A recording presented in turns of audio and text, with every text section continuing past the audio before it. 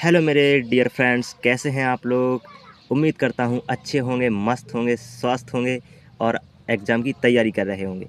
आपकी एग्ज़ाम की तैयारी में मैं नमक मिर्च छिड़कने के लिए लेके आ चुका हूँ आप लोगों के लिए 20 इम्पोर्टेंट एमसीक्यूज़ क्वेश्चन।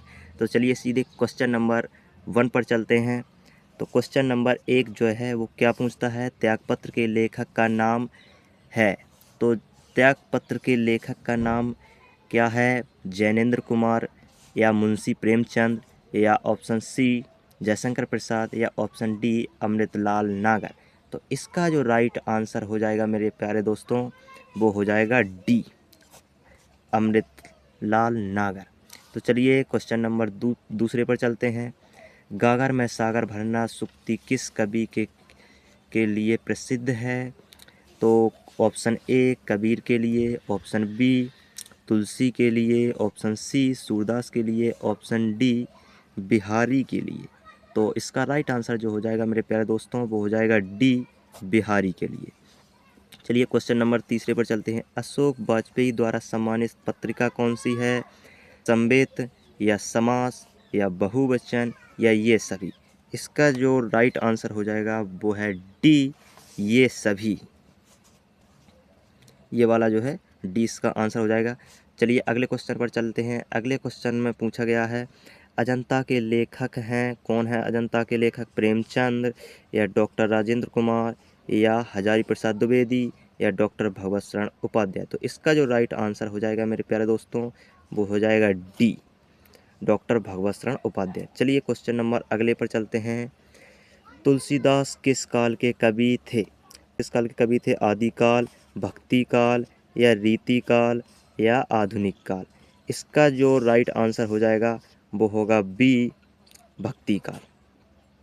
चलिए क्वेश्चन नंबर अगले पर चलते हैं। चिंतामणि के रचयिता कौन है, डॉक्टर राम कुमार वर्मा, जयशंकर प्रसाद या ऑप्शन सी आचार्य रामचंद्र शुक्ल या ऑप्शन डी प्रेमचंद। तो इसका जो राइट आंसर हो जाएगा ऑप्शन सी आचार्य रामचंद्र शुक्ल। चलिए क्वेश्चन नंबर 7 पर चलते हैं। अभिमन्यु वध खंड काव्य के रचयिता हैं। तो अभिमन्यु वध खंड काव्य के रचयिता कौन हैं। तो मैथिली शरण गुप्त हैं, रामधारी सिंह दिनकर हैं या रामनरेश त्रिपाठी हैं या ऑप्शन डी रामचंद्र शुक्ल हैं। तो इसका जो राइट आंसर हो जाएगा वो होगा ऑप्शन डी रामचंद्र शुक्ल।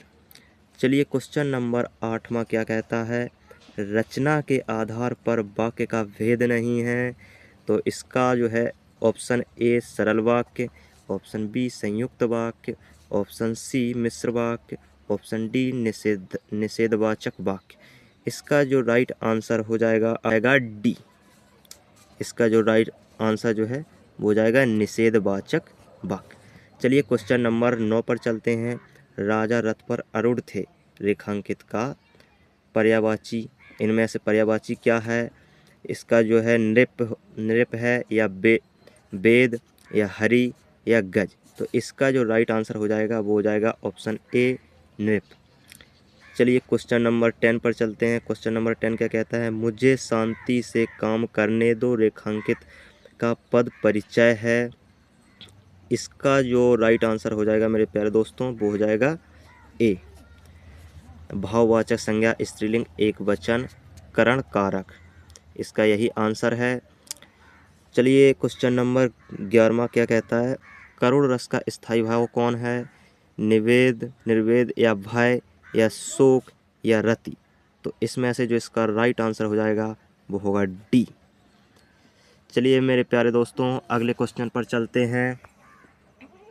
अगला क्वेश्चन है शब्द अलंकार किस पर आधारित होता है। तो मेरे प्यारे दोस्तों शब्द अलंकार जो है बी इसका राइट आंसर हो जाएगा। चलिए क्वेश्चन नंबर 13वां क्या कहते हैं, नव उज्ज्वल जलधार हार हीरक सी मोहत बीच बीच छह राहत बूंद मीन मुक्तामन मोहत। इसका राइट आंसर जो होगा वो हो जाएगा ए रोला। उपर्युक्त पंक्ति किस छंद का उदाहरण है। तो वो रोला छंद का जो है ये उदाहरण है ये पंक्ति। तो चलिए क्वेश्चन नंबर 14 क्या कहता है, कौन सा शब्द सु उपसर्ग से नहीं बना है। सुबोध या सुजन या सुरेश या सुकर्म।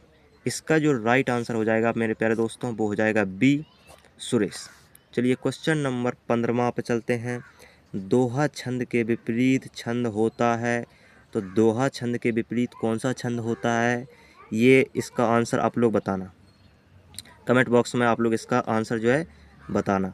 चलिए क्वेश्चन नंबर अगले पर चलते हैं। सुनत सुमंगल बैन मन प्रमोद सन पुलक भर, शरद समारूह नैन तुलसी भरे स्नेह जल। इसमें छंद है, इसमें कौन सा छंद है, तो मेरे प्यारे दोस्तों इसमें जो है वो सोरठा छंद हो जाएगा। इसका ऑप्शन डी राइट आंसर हो जाएगा। कृत्यवाच्य का वाक्य है, इसका जो राइट आंसर हो जाएगा वो होगा ए, सुशीला ने योग्यता प्राप्त की। चलिए क्वेश्चन नंबर 18 पर चलते हैं।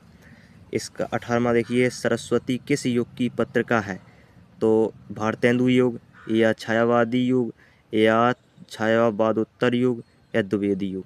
तो इसका जो राइट आंसर हो जाएगा वो होगा डी, द्विवेदी युग।